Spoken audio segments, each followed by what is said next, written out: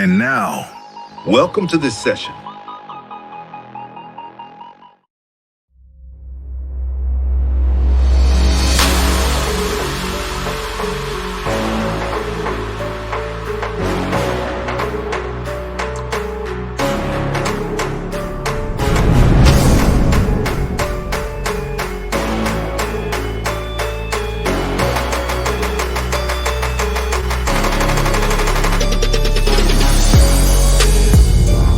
This session explores the revolutionary impact of AI on cybersecurity, showcasing how it enhances threat detection, automates responses, and stays ahead of evolving cyberattacks, empowering businesses to create more resilient and proactive security environments.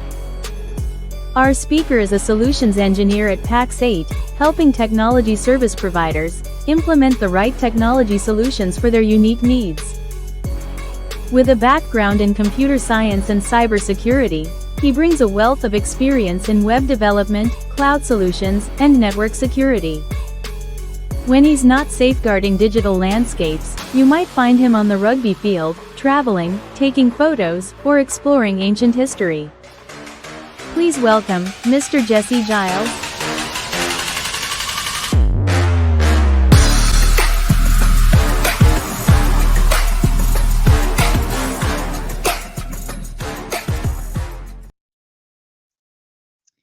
Wow. Thank you, everyone. I've definitely never had an introduction like that, so that was something special. Look, what if I told you that every 39 seconds a cyber attack is being launched somewhere in the world, and that artificial intelligence is both a weapon and a shield in today's digital warfare?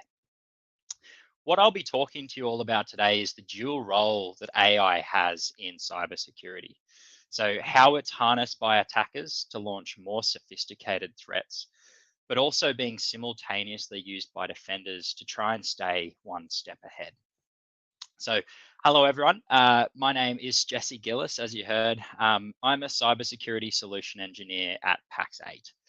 Now, as part of my role, I help different businesses to assess and implement a variety of different security solutions to enhance their defenses and reduce their risk against some of today's emerging threats. I do hold a Bachelor of IT from the Queensland University of Technology, and I've done a postgraduate within cybersecurity and networks. But funnily enough, my journey actually began on the development side. So I did used to be a full stack developer.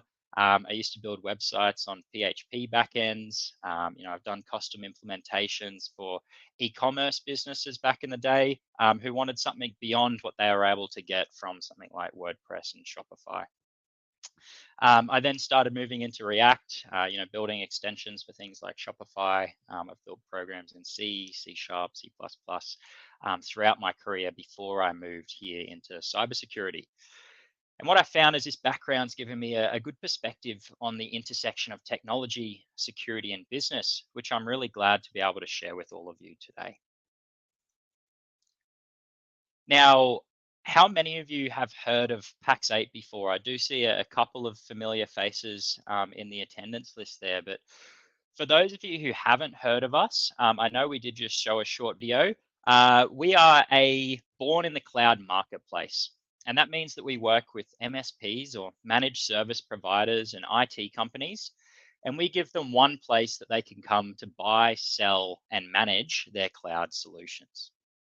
Now, as part of that business, we have three major value drivers. So we aim to help our partners grow their businesses, we help them gain efficiencies, and we help them reduce their risk. And everything that we do tries to align to at least one of these three key pillars. Now, obviously today, we're talking about cybersecurity, and that's going to be focused mostly around reducing risk and a little bit around gaining efficiencies from an AI perspective. And for those of you who aren't familiar with Pax8, you're probably wondering, where did we come from? Well, we were actually born out of the US about 11 years ago. From our founder. His name was John Street. I'm sure a few of you have probably heard of some companies that he's also started and been involved in over his years. But John noticed a gap in the market. when it came to procuring cloud solutions. Now, what he found was that traditional distribution worked great for hardware, but for software, it just didn't make sense, right? It was broken. So while it was really easy for us to, ship laptops and network cards and all those kind of things, when it came to software licenses, it just didn't translate. And this is where the idea of PAX 8 was born from. So we did start in the US. We then moved into EMEA, so throughout Europe. And now, about 2.5 years ago, we came here into the APAC region. Now, in that time, our partners have really lent into those three value drivers that we talked about earlier, and we've seen significant growth within the region. We're now working closely with over 2,500 partners here in APAC, although I believe that number is actually closer to 3,000 now. And in those 2.5 years, we've grown from a team of 3 all the way up to over 250 within this region. And a large amount of that is here in the Philippines too. So we've got an office here, and all of us are trained and coached on how to deliver those three value drivers, those three core PAX 8 pillars. Now, this is a little shot around, what we focus on. What are our core differentiators? So it all starts with our people. PAX 8 really makes an investment in our enablement and in our education, and that flows down through to how we interact with our partners. So we aim to provide industry-leading support for both pre and post-sale engagements for the solutions that we offer on our line card, and everything is driven off the back of our partner enablement. So look, we are not just a sales organization, right? We do have an education and an enablement arm to our business as well, which is just aimed to assist our partners too. So things like white labeled pro service engagements. So we can help with things like moving from on-prem to the cloud. We also have what's called our PAX 8 Academy, which is designed to give coaching, training, and courses to help our IT partners grow, to streamline their efficiencies, and to reduce their risk. Now, we operate off this mentality that you can give a man a fish and he eats for a day. You teach a man to fish and he eats forever. Now, our business is centered around being the one place to go for vendor solutions. And what are those solutions? Here in front of me, you'll see our vendor line card. Now, this is constantly growing. In fact, I think there's actually a couple of vendors there that haven't come onto this slide yet that we have implemented over the last few weeks. And we have more that we're going to roll out before the end of the year as we aim to solidify ourselves as that one-stop go-to marketplace. Now, I'm sure a few of you are taking a look at names on this list and you probably recognize a few of them. Now, why I'm telling you this is because my role here at PAX 8 is as a solutions engineer, which means that I need to learn all of these different solutions and I help partners choose which one's going to make sense for them, how they can onboard them, and effectively make sure that they're a good fit, not just for their business, but for their clients' businesses as well. And what I've noticed over this time and working with all of these different solutions is that there's been two major things that has been requested, right? So two things that solutions across the board have really been driving, and two things that have been constantly being requested by our partners. And those two features are artificial intelligence and cybersecurity. Now, these areas are becoming increasingly important in today's technological landscape, right? Many solutions are now focusing on enhancing cybersecurity measures and also integrating AI capabilities. And this trend highlights the growing emphasis on security and intelligent automation that's happening in the industry. Now, AI and cybersecurity are undoubtedly two buzzwords, right? They're dominating the industry right now. And it seems like everywhere you turn, companies are talking about their use of AI. Today, I'm going to try and demystify some of those trends that we're seeing between AI and cybersecurity and hopefully help you understand how those two are interlinked and how they're transforming the landscape together. Now, with the rise of these technologies, unfortunately, we've also seen an increase in cybercrime. So, as AI and as cybersecurity evolve, so too have the tactics of cyber criminals. So, the first part to this is understanding, how these advancements are being used to, yes, combat, but unfortunately also facilitate cybercrime. Now, cybercrime is not just a nuisance. It's actually evolved into a very sophisticated industry. It's cost the global economy over $8 trillion in 2023 alone. And that has actually quadrupled over the last 4 years and is expected to continue growing. So, what has led to some of this success? Well, firstly, our world has changed. It's undergone significant, growth. Technology is now a crucial part of our everyday lives. Think about how we usually communicate. It's primarily through things like email, text and messages. We manage our finances online. We rely on the internet to buy, to sell, to transfer funds. Our phones and computers are indispensable for running businesses, for writing, for reading and documenting. But as with everything, there's always an equal and an opposite reaction. And so, with all these great new ways that we can interact with technologies for good, unfortunately, there's also ways that they can be exploited for evil gains.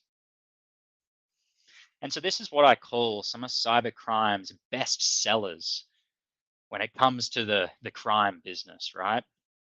Now, when I'm discussing these best sellers, we're looking at the more common and profitable methods being used by criminals. And these include various forms of attacks that exploit vulnerabilities in our increasingly digital world. So, for example, ransomware attacks, right? They aim to encrypt our files and then they demand us to pay money to get them back. Things like phishing, they aim to trick us into giving them sensitive information or installing malware. And denial of service attacks are aimed to disrupt our business operations. And these are just a few examples of the many strategies that cyber criminals employ to achieve their goals. But how does this relate to AI? Well, AI has transformed the world over the past year. We've seen the emergence of incredible new tools like ChatGPT, Microsoft Copilot, which has revolutionized the way that we work and that we interact with technology. Now, these advancements have brought around significant improvements in our efficiency, in our productivity, and our innovation across various sectors. But this rapid growth in AI has also provided cybercriminals with powerful new capabilities. Attackers are now leveraging AI to enhance their tactics, making their attacks more sophisticated, but also harder to detect. What we've found is security has always been an arms race between attackers and defenders. And at the moment, AI is the latest, most advanced tool in this ongoing battle. And this is where we find ourselves looking at good AI and bad AI. So let's first look at how is AI actually enhancing attackers? How is it making their jobs easier and giving us more trouble? Well, the first part is around phishing. Now, phishing is a type of cyber attack that involves tricking us into providing sensitive information. So things like usernames, passwords, credit card numbers, those kind of things. Or it could also be used to trick us into clicking malicious links, downloading malware, or furthering an attacker's objective. Typically, when people send a phishing email, they're going to pretend to be someone that we trust. They're going to try and trick us and manipulate us into doing what they want. Now, I'm sure that we're all familiar with phishing attempts, right? There's that Nigerian prince one that we always see, right? That Nigerian prince is in need of our help, right? But what we find with phishing emails is traditionally they're pretty easy to spot because they're riddled with spelling errors, they aren't relevant, and they often just don't make sense. Now, what I've got on the screen is an example of what one of those traditional phishing emails may look like. So if we have a look at it, dear beloved friend, I know this message will come to you as surprised, but permit me of my desire to go into business relationship with you. Now, I don't know about you guys, but I would not think that that was a legitimate email. It almost really sounds like a love letter. It's clunky, it doesn't feel right, the grammar is wrong, the sentence structure just doesn't make sense, right? It's very obvious that this is not a legitimate email. But now, what we're finding is attackers can use large language models to significantly enhance the sophistication of their attacks. Right. So these advanced AI models are actually enable them to craft easier, more relevant and personalized emails against us. So gone are the days where we can rely on recognizing spelling and grammatical errors, right? They can now produce flawless text that mimics the style and tone of legitimate communications. And moreover, the attackers can now use their large language models to replicate the format and the content of emails that we're used to seeing, which makes this even more convincing, right? The ability to generate contextual, accurate, persuasive messages increases the likelihood of us falling victim to these scams. Now, let's take a look at these two examples that I've got here. On the left is one that I've put into ChatGPT. So I went in there and I asked it to do me up an example of, a phishing email. Sure enough, within a few seconds, it came up with this. So if we have a read through of this, you'll see this is something that's coming from a financial institution. So, dear Jesse, we hope this message finds you well. As part of our ongoing commitment to enhancing your security, we are conducting a mandatory review of your account records. Now, to ensure the safety of your account, please verify your information by following the link below within the next 24 hours. Failure to do so may result in temporary suspension of your account. And then they've put in the malicious link. Now, this is very effective for a phishing email, right? It sounds right. It sounds just like the kind of email that I would get from my bank if they were doing, a review of their security records. And they've also included in there like an urgent call to action. And this is what you're going to see from a lot of phishing emails is they want you to do something right now. Now, what I really like about the way that the GPT model has created this one is it creates that urgency, right? It says you've got 24 hours to do this, but it does it very slyly. It doesn't do it over the top. It kind of puts it back on me and makes it my responsibility to come in and do that. On the right, we can have a look at another example. So this is one that Keeper Security, which is a password management program, one that they've put up. And again, we'll notice it's similar, right? They've detected unusual activity in our account, which they want us to verify. And to do that, all we've got to do is click this link. Now, if you guys are looking at those emails, you see a large difference between what we used to see, right? That traditional email, as opposed to what we're seeing today. So attackers being able to utilize these GPT models is really giving them the ability to not just create, believable, good content in their phishing emails, but they're also able to do it so quickly and easily, right? Like it took me less than 20 seconds to spin up that phishing email. And this accessibility is making it much easier for attackers.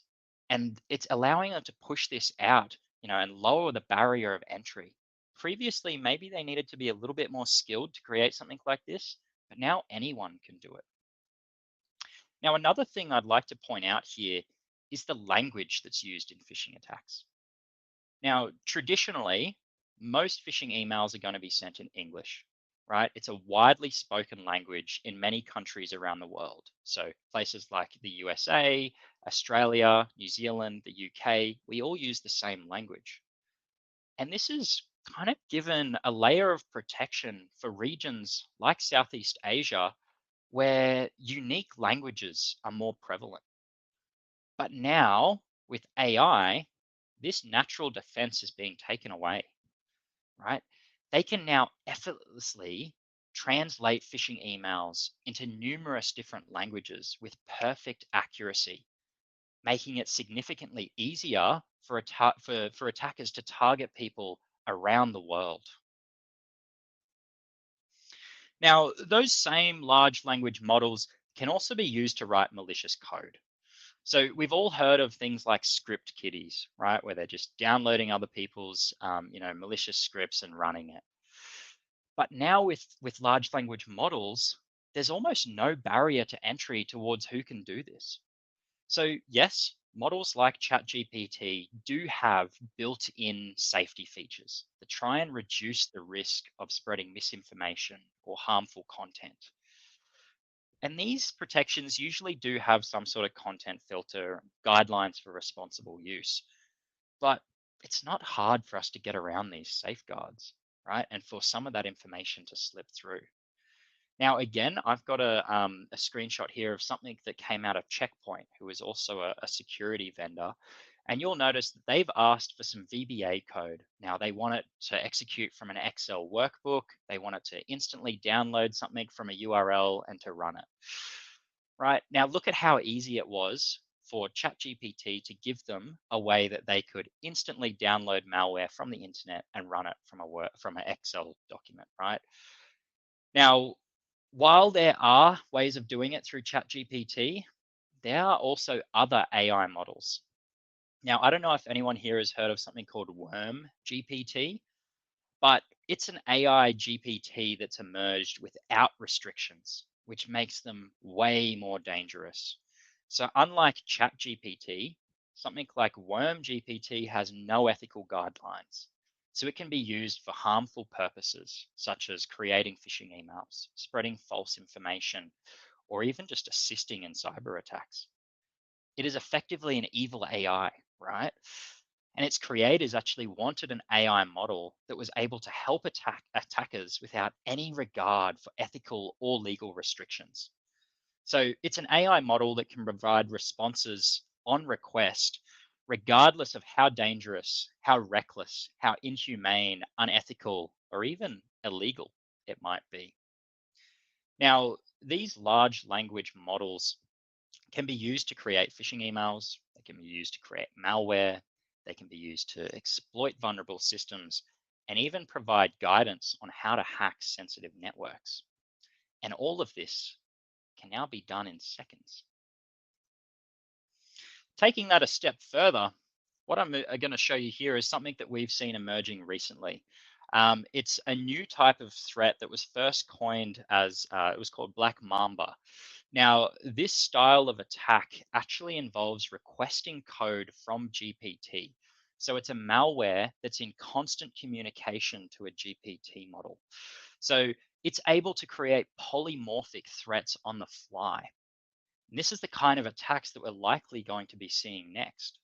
So imagine, right, you've got malware, it gets on the computer. Maybe the first thing it tries to do is delete your local backups. Let's say it's a Windows operating system. It goes and tries to delete the virtual shadow copies, the VSS. Now, maybe you've got some protections in place that stop that from happening. Once this malware runs into a roadblock, it's going to query back to the GPT. It's going to say, hey, I've run into a problem here. This is what I've tried. What should I try next? The GPT is going to come back, gives it a new way of trying to get around it, right? So constantly evolving on the fly. And that's going to be the advancements that we see in malware over the next few years. And this is an example of that, right? So you can see in here a command that it's run an API request to the GPT, asking, what it should try and do next. Now let's move away from some of those GPT capabilities and take a look at some other areas where AI is enabling attackers. And one of those major advancements is vishing and deepfake videos. Now, vishing or voice phishing is a type of scam where fraudsters can make phone calls to try and trick us into sharing personal information. Now, again, just like phishing, they'll often try and pretend to be someone that we trust. So it might be a bank representative, a government official, maybe even a family member, right? And this tactic relies on manipulating our emotions, creating a sense of urgency, which make it easy for people to fall for a type of scam like that. Now, AI is significantly changing phishing in a couple of key ways. Firstly, attackers can now use AI to generate realistic sounding voices that mimic people we know. And that makes their calls way more convincing, right? The technology is going to allow them to create personalized messages that resonate with us. Think about how much that's going to increase their chances of success. Now, it's said they only need about between 10 to 15 seconds worth of sample of someone's voice for them to be able to clone it. So imagine that, right? They clone my voice. They then use that to call my mother and say something like, hey, mom, it's me, Jesse. I'm calling you, off someone else's phone. That's probably why the number looks weird. But look, my phone's died. I'm stuck in the middle of nowhere, and I really need to try and get a taxi home. Can you please send some money to this taxi driver? If you send it to him, then I can get a lift. I'll give you the bank details. Imagine how much easier it is to fall for an attack like that when it sounds like me. And those AI tools can automate the whole process, right? Enabling scammers to reach a large number of us easily. Now, deepfakes, they're another growing concern. So this is taking it a step further. And these are fake videos or audio clips that are created using AI. And they look and they sound incredibly realistic, right? And they can be used to spread misinformation, to impersonate people, and they make it really challenging for us to know what's real and what's not. Now, I'm sure that everyone here has seen examples of deepfake videos already on the internet. I see some about, people dancing and doing things on a TikTok video, but they can also be used maliciously. And this can be another tricky way that we can now be scammed, right? There was a notable scam that happened in Hong Kong, which involved deepfake technology, and that resulted in a loss of about $25 million. What happened was the scheme targeted an employee at a company, and they tricked them into sending funds to a different bank account. Now, the way they did that, the scammers set up a Zoom call with the employee, and they pretended to be the company's CFO, right? They created a realistic deepfake video, they set up the Zoom call, and they had, a few other members of staff on the same call. And they made it appear like the CFO was needing an urgent secret financial payment to be made. And that deepfake accurately mimicked the CFO and the other staff members' voices and appearance, which convinced that company's employee that the request was legitimate, right? So under that pressure, believing that they were helping out their CFO, that employee ended up authorizing a transfer of about $200 million worth of Hong Kong money, which comes in at around 25 million US dollars, right? So they paid that to the attackers. And this is a really very scary new way that AI is enabling attackers. It won't happen to me. I don't have anything attackers want. We're too small. Now, these are objections that I hear people saying every day when I talk to them about cybersecurity. And sure, previously, these may have been true, but unfortunately today, they no longer apply to any of us. AI has now enabled attackers to automate these attacks, allowing them to throw this massive wide net and catch as many targets at once, all with minimal effort. And this can be a massive problem for smaller businesses because typically they don't have the same protections in place as your larger enterprise clients. And this makes them a low hanging fruit. So now our small businesses are being hit with the same attacks we typically saw being thrown against bigger companies, and they don't have the ability to stop them. So using AI, attackers now need to spend less effort because AI can do it for them. They need less skill because GPT models can craft the sophisticated attacks for them. And they have more targets because they can now automate this at large scale. And it's the combination of these three things which has led to the massive boom in the AI cybercrime economy. Now, sure, it's become very lucrative, and that has reduced the barrier to entry, which has meant that almost anyone can really get involved and start doing that now, unfortunately. Now, that's how AI is helping attackers, right? But how can we use it in defense? How has this changed how we're trying to stay ahead of attackers in our defense? What we've found is that in order to fight AI, we need to fight it with AI. So, the first thing that I want to talk about from a defense perspective is AI's effect in machine learning. Now, this has changed the way that we recognize threats. It's become key to start recognizing and watching behavior.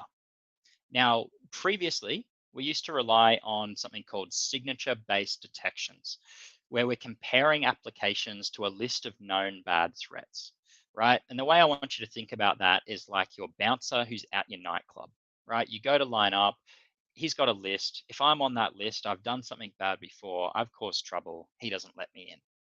Now, the problem with this is what if I've got someone else's ID?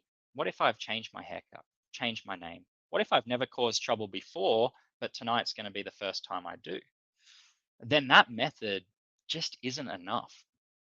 So, what our cyber defense has moved to through the enablement of AI is what we call behavioral threat detection. And the way that I want you to think about this is like the bouncer who's inside the nightclub.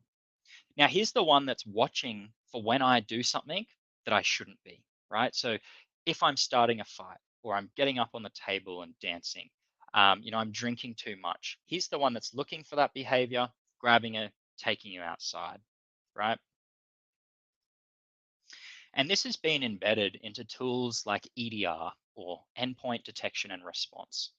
Now, for those of you who don't know what EDR is, it's really the next step up from something like an antivirus. So it's a cybersecurity tool. You install it on your devices, so like your computer, your laptop, and it will protect them from cyber threats by constantly monitoring for unusual activity. Whereas your traditional antivirus is usually just looking for known malware and relies on doing constant scans. Differently, an EDR is actually constantly monitoring. It's monitoring every process that's happening on that computer, and it's looking for any time it detects something that's suspicious, unexpected, or just doesn't look right. It'll alert the user, and then it can take action to stop that. So it's a much more proactive approach towards keeping devices and data safe. Now, AI has helped these tools by being able to focus on recognizing when those applications are behaving unexpectedly or exhibiting malicious behavior. Now, I think a really easy example of this is something like a Word document.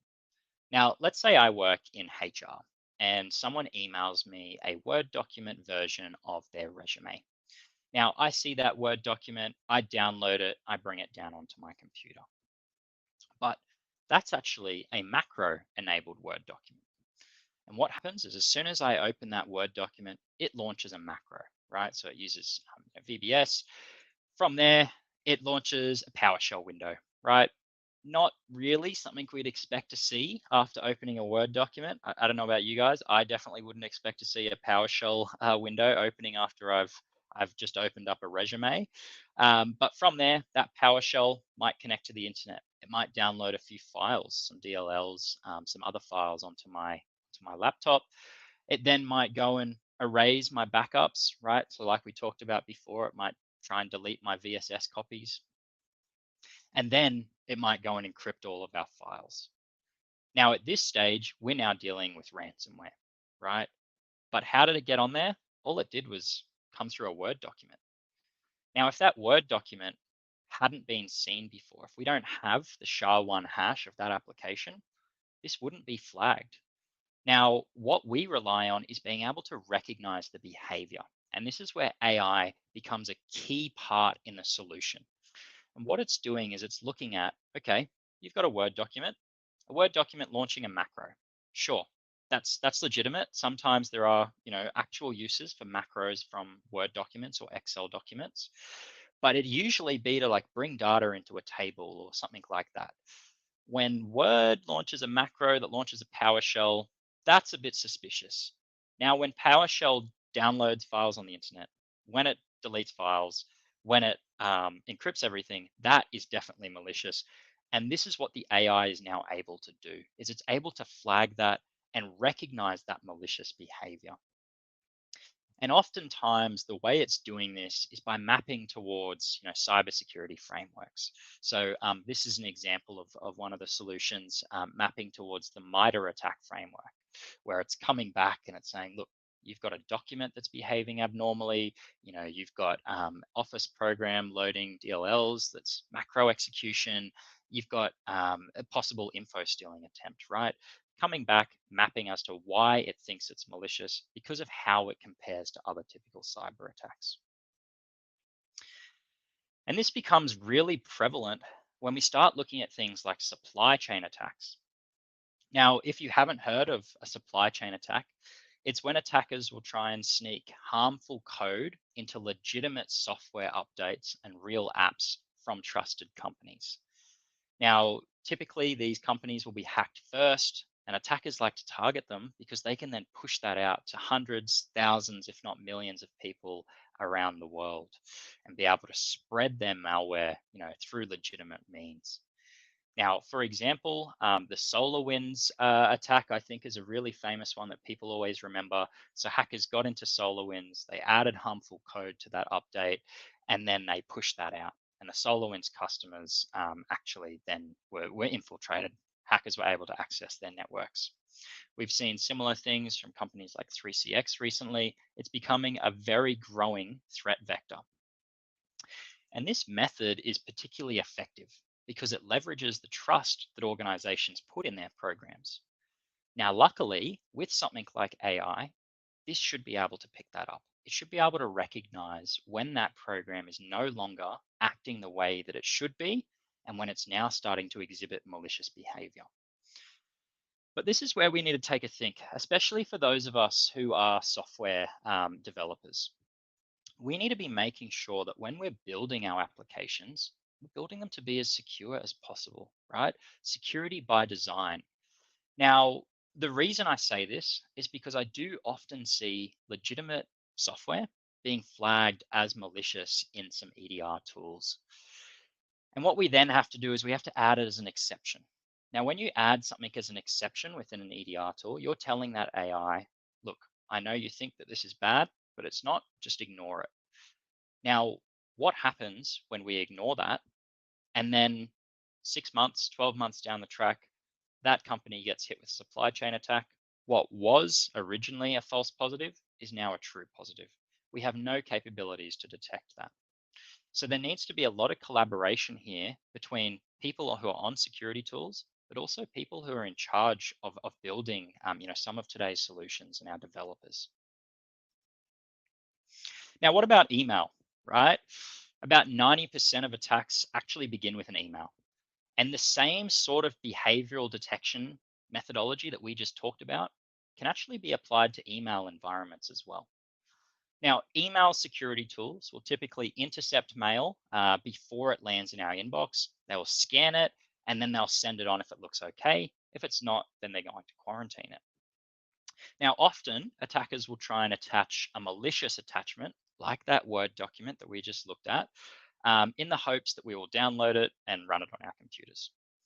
Now, AI has allowed us to sandbox these attachments and see if we can discover if they are malicious without them ever landing on our computers.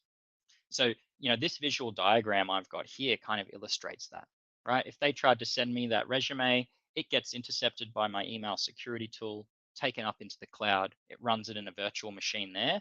It discovers that it's malicious and it doesn't allow it through. It never lands in front of me in the first place, right? If it's okay, then it runs through and it's fine.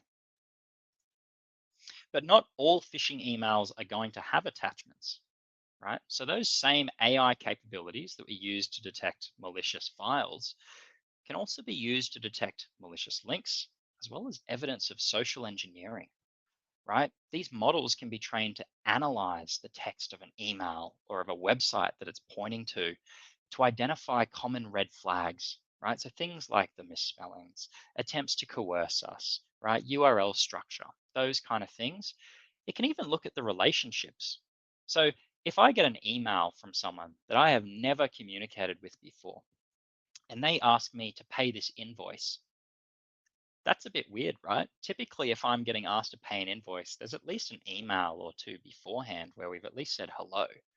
And this is the kind of thing that AI can do in terms of looking at emails coming into our environment. So taking into account the relationships as well as the cadence of it. Is it trying to use wording that's trying to make me take action right now?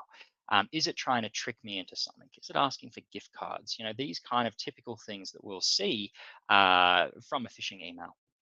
Now, again, on the screen at the moment are a few examples of this.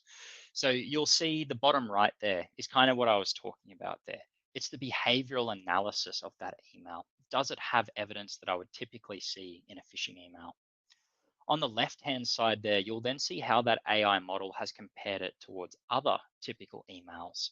So the semantic part of that is understanding, is that language something that we're used to seeing in emails? The technical indicators, right? Has it got misplaced header information? Is that link suspicious? Has it failed DMARC, DKIM? All these little indicators from a technical perspective that also might flag it as being something that we see from a phishing email. And then up the top right, you'll see they're also able to analyze the links themselves. So this is a great example. The link text says Amazon.com. However, the actual link is taking us somewhere else. I've blurred that out so that no one goes there because it's not a website you want to go to. But we'll see that this is able to detect, where we shouldn't be going, what those links are. But sometimes we can't be sure that an email is 100% malicious, right? Yes, it might actually be a phishing email, but maybe we don't know 100%, but we're still suspicious of it. And this is where we can then use AI to enhance our own reasoning. Now, this is something called a smart banner. And what happens here is the AI identifies the language in this email and it thinks, well, look, there's not enough evidence for me to say with 100% surety that this is malicious, but it's still quite risky. And this is, again, something that we will see attackers try and do, right? They're sending an email to you. They're saying, hey, we've just changed our billing details. Can you please pay us to this new account? They pretend to be someone else. Now, then you pay it, goes to the wrong person, your money's gone. Now, I actually had a real life scenario. A partner was telling me about something like this that happened. And what happened was they had an admin person. They had an email come through from a company that they do deal with. And they said to them, hey, we've just made some changes. Can you please pay the next invoice into this BSB and account number? The email security tool recognized that it didn't have anything to say with 100% certainty that it was malicious. So they put this smart banner on. And they advised that admin person, hey, just take care with this, right? Please just give them a call to make sure. So that admin person picked up the phone, gave the business a call, and sure enough, it wasn't them, right? They were able to stop that attack because of the way that AI was able to work with us as humans to stop a phishing attack. Now, how else is AI helping us as defenders? Well, another aspect is real-time response. When I ask people how they typically think a cyber attack occurs, most of them tell me that they think it's like someone coming in and kicking in your front door, right? It's that brute force approach where alarms are blaring, devices are going haywire, much like it is in the movies. But the reality is, it's a lot more subtle. It's more like someone coming up to your front door in a uniform with a clipboard, claiming to be there for a routine check, right? That they're here to check your flux capacitor. And you actually open the door and you let them in. And so the challenge has become how quickly can we identify when someone is in there and that they're up to no good? And how fast can we respond to that to minimize the damage? So AI is revolutionizing this aspect by enabling us to automate our response to threats. And this means that as soon as a threat is detected, AI can take immediate action to neutralize it, stop that attack in its tracks, right? And this real-time response is crucial because if you don't act quickly, that damage can escalate rapidly. Right. So, I mean, let's say you had an employee, he gets an email. Let's say it's from someone pretending to be the IT department. They ask him to update the password. Now, as soon as they click on that link, AI will be able to detect that you've clicked a malicious link, right? It's able to recognize that you're going somewhere that's trying to steal login credentials. It'll straight away take action. So it'll block the fake website, it'll stop them entering any information, and then it'll alert the team that there was a phishing attack attempt, right? It could then also see if it's happening anywhere else, then quarantine that device off to make sure that if there is anything there, that it's not moving around. And this whole process can happen within seconds, much faster than a human could ever respond. And so the AI's system's ability to quickly detect, respond, and remediate this threat helps prevent any significant damage across the company's network. And this is a critical aspect in minimizing the impact of cyber attacks. Now, cyber criminals are clever, right? Credit where credit's due. They know late at night, most people aren't working, which makes it an ideal time for them to launch attacks. In fact, over 76% of ransomware incidents actually occur outside of business hours. And this is because attackers aim to catch organizations off guard when our defenses are down. So, another great way that AI has enabled us from a security perspective is by providing round the clock defense. Unlike humans, AI doesn't need to sleep yet, at least. And this means that it can monitor systems 24/7, every day of the year, including holidays like Christmas. And it's this constant vigilance that means there are fewer gaps in our security, and it makes it harder for criminals to now find a weak spot. One other area that AI is making a big difference is in security awareness training. Now, this is something that's very close to my heart because as humans, we are often labeled the weakest link when it comes to cybersecurity. But if we are given the right tools and the right training, we can actually be one of the stronger links. Now, typically, cybersecurity awareness training involves online videos and quizzes, which you have to do each week. And the goal of it is to educate us on what type of threats we might be exposed to, how we can stop them, how we can prevent them from happening. Now, does anyone do cybersecurity awareness training through their work? Just chuck a reaction up in the chat if you do. Not a lot. Okay, a couple. All right, there we go. That's good. Look, heaps. Here we go. They're all coming in. Great job, guys. I'm glad that you're all doing it. Now, the feedback that I often hear is that it can be tedious and that people sometimes already know some of that content, so they don't bother paying attention. And this can be a massive problem because around 95% of cybersecurity breaches are actually the cause of human error. So we want to make sure that people are paying attention, right? Now think about it. No one likes being told things they already know. I know I don't. My girlfriend definitely doesn't. So when we go through security training, if it just covers what we already understand, it gets very boring very fast. And this makes us less likely to pay attention and to learn. But that's where AI comes in. So some really cool new training tools that I've seen recently now use AI to figure out what we already know. We take a quiz at the start, it baselines us, figures out how well we understand the specific context, and instead of giving everyone the same training, it identifies the gaps in our knowledge. And it only gives us training that is fresh, relevant, and interesting. So if I already know about phishing and I know how to spot phishing emails, but I don't know about why I shouldn't just let anyone into my office building, then the curated training that AI can provide would focus on things like tailgating, physical security, the importance of locking my laptop when I'm not around. Now, it takes it a step further, and it can also help us target our unique risks. So instead of a one size fits all approach, AI can be used to create training that's customized for each person. And this way, if someone works in a role with specific risks, they can actually get training that speaks directly to those issues. For instance, if I work in finance, my training might focus more on the risks of financial fraud and how I can be aware of those, rather than someone who works in admin and might handle, confidential client information, right? Their program would probably focus more on data privacy regulations and secure communication practices. Now, finally, there is a global skills shortage, and it is a massive challenge that many organizations face today. As cyber threats become more frequent and more complex, the need for skilled professionals is rising rapidly. Unfortunately, there are not enough qualified individuals to fill these roles. Many educational programs are not producing enough graduates with the right skills. And this issue isn't just a problem in one country, it is a global concern. Many nations are facing similar shortages, and the Philippines is no exception.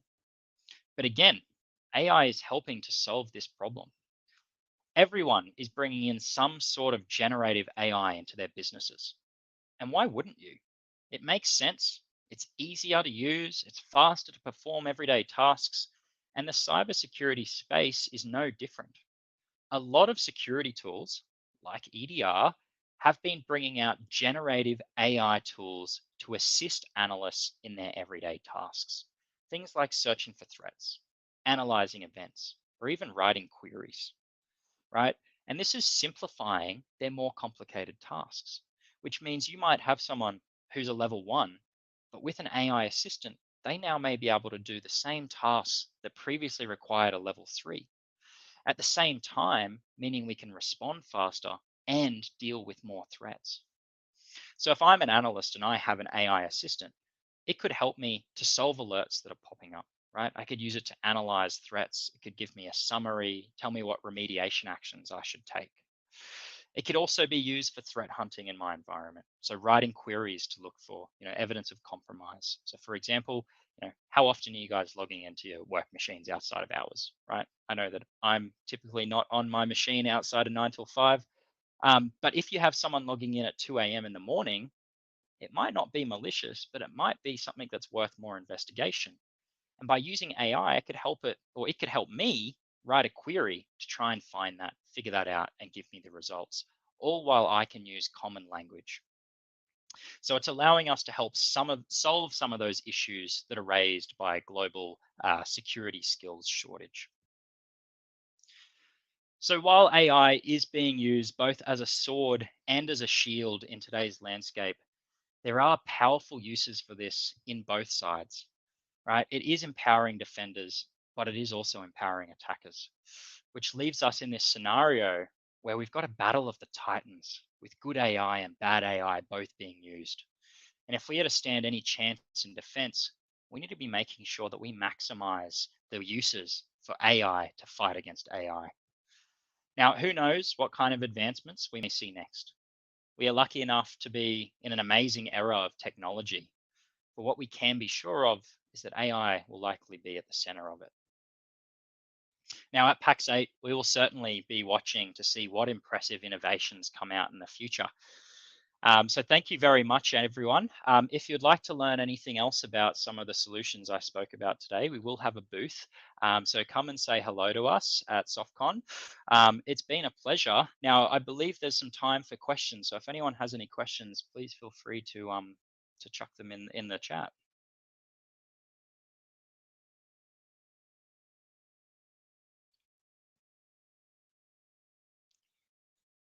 Uh, Hi, Jesse. hey, Hi, hello. Nice to meet you again. Yes, thank you once again for joining us this afternoon and for providing us with that wonderful and informative presentation. No, we actually have a lot of questions here for you. So, but I think we have limited time, so I'm just gonna select a few of them for you to answer. All right? okay. Okay. One question from Christian Jarek James.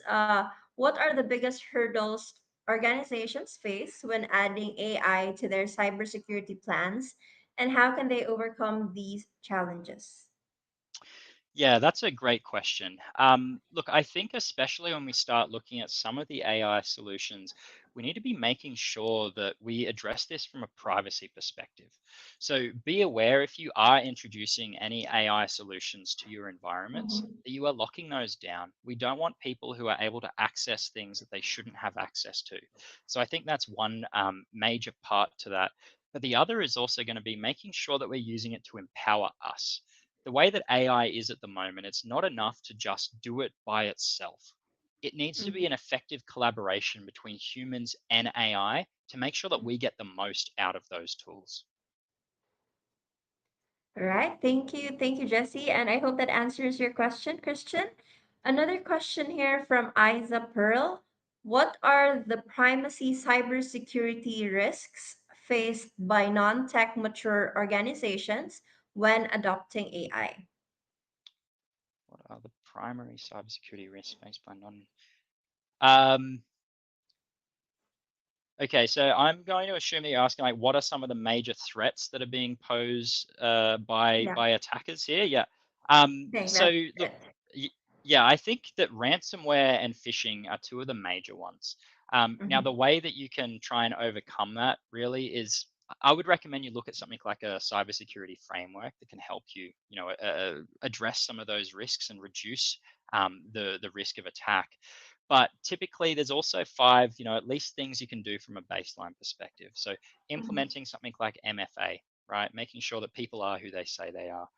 EDR tools are a major one as well, which I talked a little bit about today. The importance of them being able to detect some of those risks. Same on your email security front, security awareness training as well. So those three major ones, and also making sure you have a backup, right? Those are at least five things you can do from a baseline perspective to try and reduce, some of those primary risks that we're facing today. all right. Thank you. Thank you again, Jesse. Another question here from Rachel Ann. How can we utilize AI to add another layer of defense in cybersecurity tools? Yeah. So I think that AI really is empowering our detection methods. It's empowering our response capabilities. So if you aren't already utilizing AI in some sort of capacity to at least detect and respond to threats, then I'd recommend that's where you start. And again, I'd be looking at implementing it through something like an EDR tool so that you're able to detect when those threats are on there, utilize AI to respond to it, and also through at least something like an email security tool where you can recognize behavior, recognize social engineering language and stop some of those threats from coming into to your businesses. Again, a lot of security tools are implementing some sort of method of AI. Those are the two major ones that I think prevent a lot of threats. But I Mhm. think it's definitely a key feature, making sure we're using AI to fight against AI. All right, thank you, sir. Next question. What do you see? This is kind of a specific question on cybersecurity for particular devices. So, what do you see as the biggest opportunities and challenges for AI in addressing emerging cybersecurity threats, such as those targeting IoT devices or leveraging quantum computing? That is a great question. Hats off to whoever asked that question. So um, I'm going to address this from an IoT perspective. Mm-hmm, Now, the problem that we're facing at the moment is there is a large growth in our attack surface, right? We own more devices than we ever have before, right? We've got smart fridges, laptops are always smart, right? We've got laptops, iPads. Last week I brought a smart light bulb. Okay, I wanted to change the color in my room.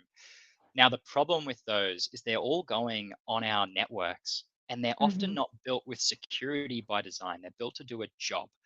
Now, this I think is probably one of the biggest opportunities in terms of where we can look at next because we don't have a mm-hmm. lot of protection capabilities for some of those IoT devices.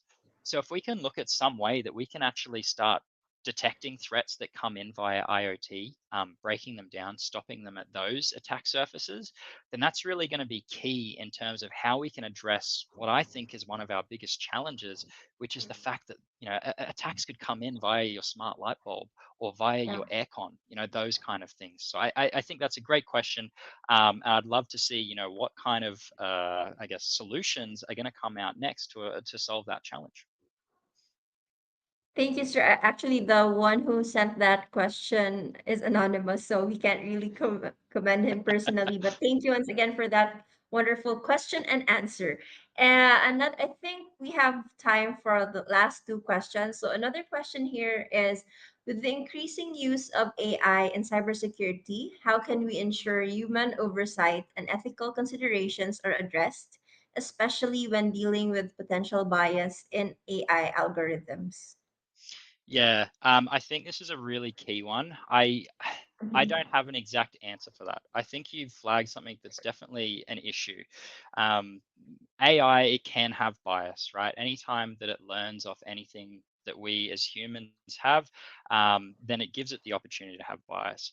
I think we just need to be very vigilant in how we use AI data. We need to be making sure that it is being trained on responsible data, that we are taking privacy into account, and that when we implement Mhm. these solutions, that those two things are forefront in our minds when we consider putting them into our environments.